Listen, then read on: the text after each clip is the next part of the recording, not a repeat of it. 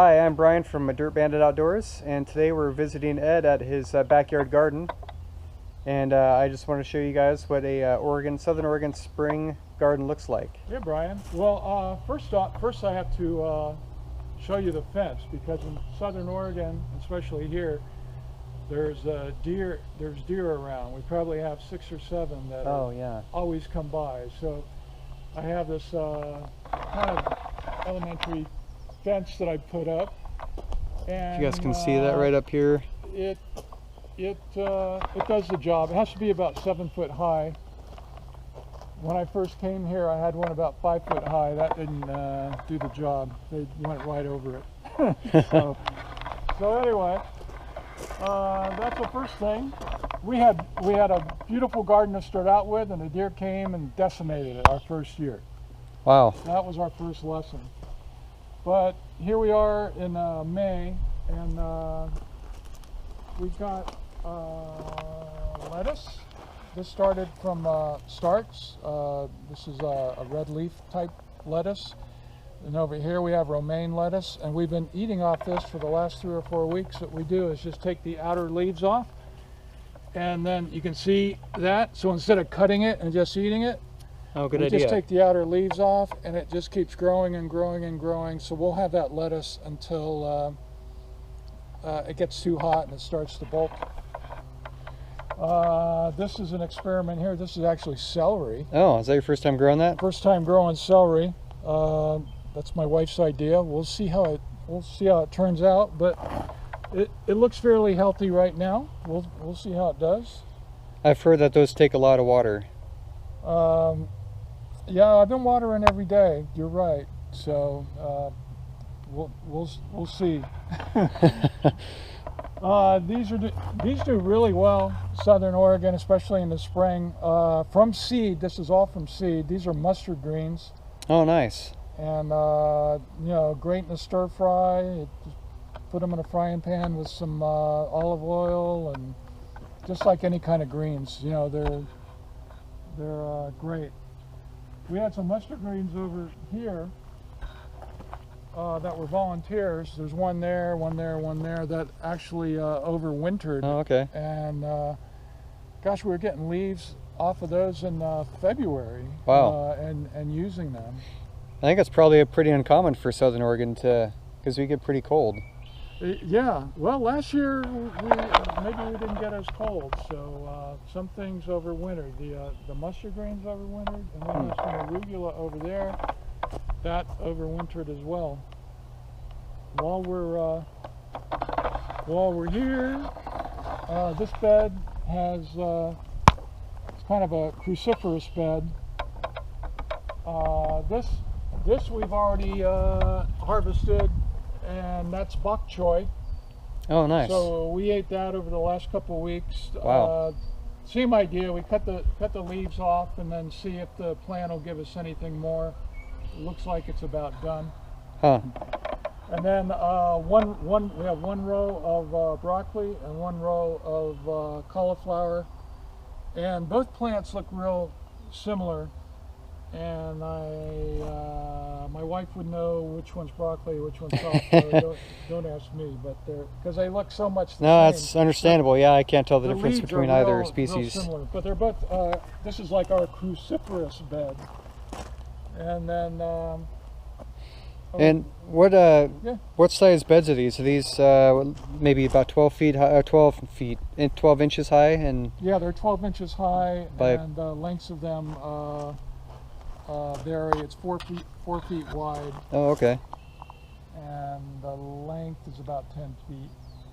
Yeah, I was gonna guess about 10, 12, something like that. Yeah, I don't want to go too far out, or otherwise it's dangerous coming from the lumber yard with oh yeah, in the back of my pickup truck. It's a challenge anyway.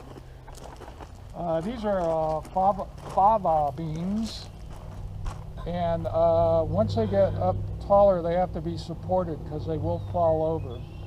They get inundated with beans and then just collapse. So like maybe so I have to like put stakes in. Oh, okay. Put some rope around, maybe down the middle. Just so I imagine a tomato cage would probably be It'd be way too many tomato cages in there to. Yeah, yeah. you could do that, but I've just been using Just like a bamboo like stake a or something, strong or. string, you know. Oh, okay, makes sense. And then we did not plant these, but this looks like sunflowers coming up right through there. We had sunflowers in here last year, and it looks like some of them fell into the ground.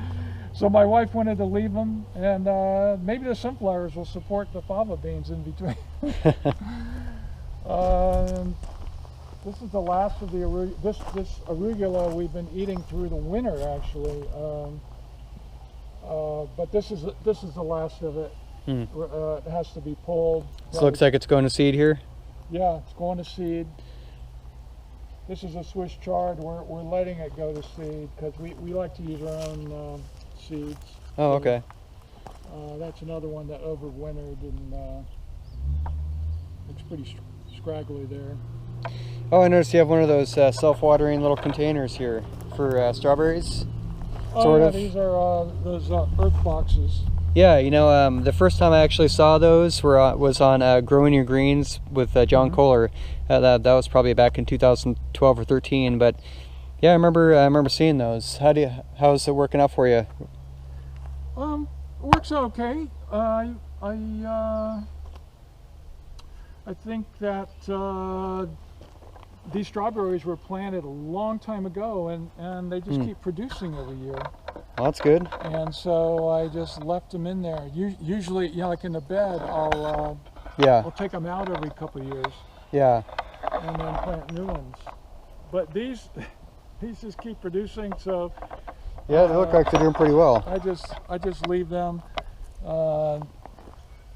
There's a scallion or a garlic or something growing in there, but we'll leave that to discourage the bugs. They don't like. Yeah, I heard those are good companion plants because they kind of discourage other insects from eating your crops. Yeah, they don't like the smell of it. So you know, if one grows up where maybe we didn't plant it, then that's the case. And over here, you can see what we did with garlic was we planted it around the edge to discourage discourage insects. So that's kind of our organic pest control. Oh, that's a great idea. And then what we have here, this probably grows better than anything, and it comes up like it seems like within 24 hours, you can start to see the sprouts. This is broccoli rod, and once you start seeing it flower, then it's a green. You know, you can stir fry it, you can put it in different things. My wife loves it. I like it too. And it's it's probably the easiest thing to grow in Southern Oregon, broccoli rod. It grows like a weed. And you can let it go to seed, and you'd have enough seeds for years if you do that. Yeah, those are nice looking plants. Yeah. Really healthy looking. Right. Broccoli rod. And then in the middle here, we bought this place like 19 years ago, and this was just a compost pile. I put some raspberries in there, and ever since, this has been our raspberry bed. And the raspberries just come up every year. Yeah, they look like they're thriving. I maintain them, I cut them back, and then they just come back every single year. When you cut them back, do you cut them all the way back to the just about like almost bare soil, or do you like leave a few inches on them?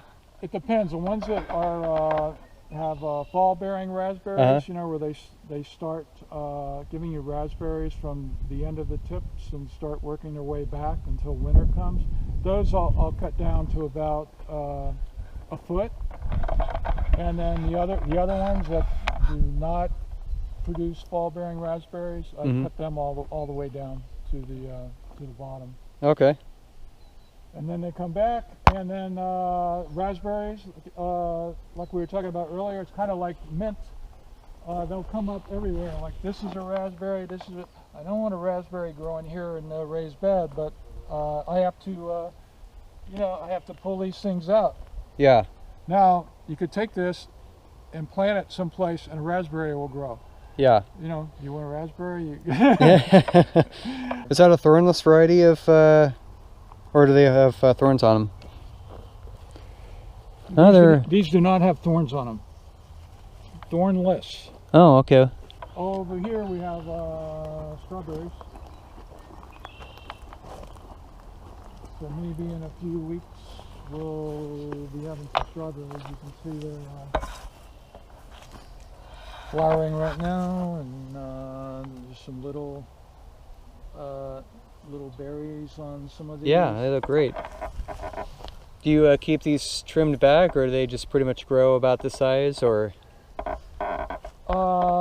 You know, they'll put out runners, and then they'll be at the end of the season. I let the runners go at the end of the season. It'll just be covered with raspberry. I want the raspberries to crowd out the weeds. That's my strategy. The weeds still get in there, but at the beginning of the spring, what I'll do is take the healthier looking ones and kind of strategically place them in there, the ones that I think will take, and then pull out a lot of it. Essentially start the bed anew. And then this is the second year of these raspberries, and then I'll probably pull them all and then just start new next year. Oh, okay. Maybe even in another bed. Just you know, I like to rotate. Yeah. The beds. Most of these raised beds are made of rough-hewn cedar. Oh, okay. I either get cedar or redwood because that will last a fairly good period of time, and then after a while, any kind of wood's going to rot. What are those? Cedar and redwood's the way to go. And then I thought, well, I'll try this galvanized steel one. So I bought this off eBay, and it came in a little, not eBay, Amazon. Oh, okay. I think the name of the company was Canyon Creek, and it came in a little box like this, and you know, it's like what's in this box? Yeah, where is it? But you put it together, and all the hardware was in there. It didn't take long. I can't say I'm the handiest person, but I was able to put it together. There's no bottom with it, so I dug it out a little bit on the bottom, and then put some, you can see this ground cover. Oh, okay, I got ground cover underneath it. Although, you know, the ground cover, it's good in a way, but then this grass we have will grow under the ground cover, and sometimes depending on what you put on, like there's ground cover all here, but there's grass. Yeah. There's grass going on it. So crabgrass and stuff, and yeah, that is the worst. It's just, that's everywhere. It's just one of the joys of gardening. Yeah. Weeding, you know. So looks like you got a blueberry patch here. Yeah, we got some blueberries here. They've been here, most of them about 10 years, various varieties, whatever Costco had. I went and planted some of them.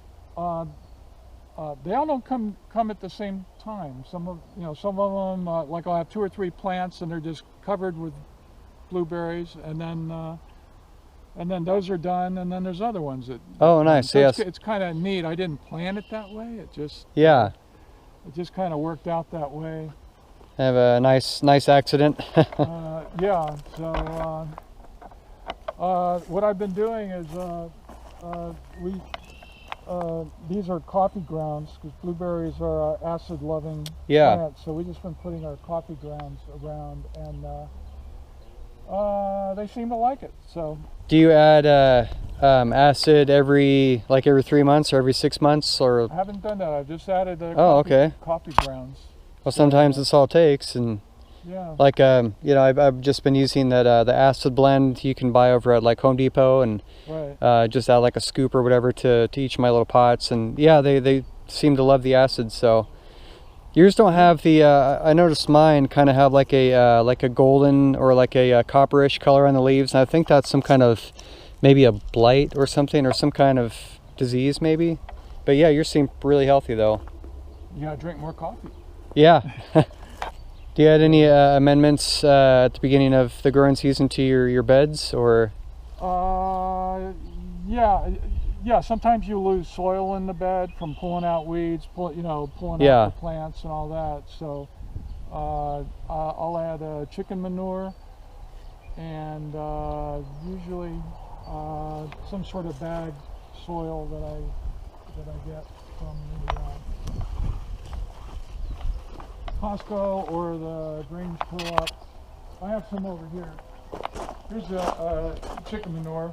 Oh, okay. That I've gotten. And then this Whitney Farms soil here seems to be really good stuff. So okay. Costco had it on sale for $7 a bag or whatever. Oh, wow. So I bought a bunch of it. All right. And then we compost, and you want to see some let's go check that out. Stuff?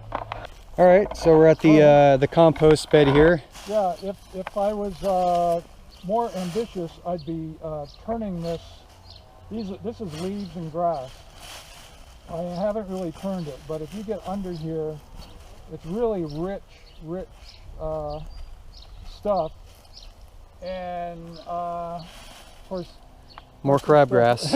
Loves growing in it. You take that out, but it's very good. And if I wanted to accelerate it, I would just turn it. And if I don't turn it, it's still going to compost. Yeah. That's just nature working. And you got a tumbler here. We got a tumbler here. And one thing I was surprised about with this tumbler is. And I just use some in here. We put our kitchen scraps in here. So, but if you look in there, look at all those worms. Man. Yeah, you guys can see that in there. That's nuts. Yeah, and I always thought, I turn this and it gets warm. You know, maybe even hot, but those worms seem to thrive in there. Yeah. And I'm not gonna complain. They're helping to accelerate the process and get worm castings and that sort of thing. So. How often do you turn that? Is that like a couple times a week or like once a day? Like 3 times a week. Oh, okay. Like that. Whenever I put stuff in there is when I turn it. Okay. I'll open this up. We have a stainless steel container in the kitchen. Yeah. Just put our banana peels, all that stuff in there. And then my wife Laura will say, you got to empty this out. Okay, so put it in here, turn it, and then amazingly, 3 or 4 days later, I open it up and it's like, it's gone. Wow, yeah. Yeah. It's amazing what little heat and worms will do to your scraps. Yeah. That's neat. I always thought about just having a separate worm composting type setup for the worm castings, but I'm kind of getting it here by accident. We have an irrigation ditch behind our property, and this water comes from essentially it starts in the mountains, like one of the mountain lakes, and they just got this going. So this goes for miles. It comes from miles and it goes for miles. Oh wow. Yeah. And then I don't know if this is common in all states, but we have a lot of these in Oregon, that's for sure. Yeah, it's really helpful in the summertime because we have a well, and if we were to water everything off the well, that well would a lot of pressure. Yeah. Well, it'd be actually the opposite of a lot of pressure. Yeah. Oh, one thing that you mentioned was the blackberries. Oh yeah. Look what's right on the other side of the blackberries are loving this irrigation ditch. Yeah. So. Blackberries, I mean, it doesn't really take much for those suckers to grow, and those things are like invasive in Oregon. I mean, that's like the Oregon state. See this tree here? We planted that tree 15 years ago, approximately. And the roots of this tree run especially those beds there. The Mm-hmm. roots get into those beds, so every year I have to get in there and dig those Oh, wow. roots out. And this tree was about this high, and so don't see how healthy it looks. Yeah. Don't plant a giant sequoia Wow. this close to your garden. Yeah, it was a cute little tree when it started, but pretty soon that tree is just going to take over everything, and I'll have to move that garden. Well, I guess that'll conclude this episode, and thank you, Ed, for giving us a tour of your garden. Yeah, you bet. Yeah, it looks different times of the year, but this is early May. Well, it's definitely inspiring to see this good growth and your experience. So I think I personally got a lot of good tips. So hopefully all of you new gardeners out there learned something. Well, thank you, Ed, and thanks guys for watching, and I will see you on the next episode.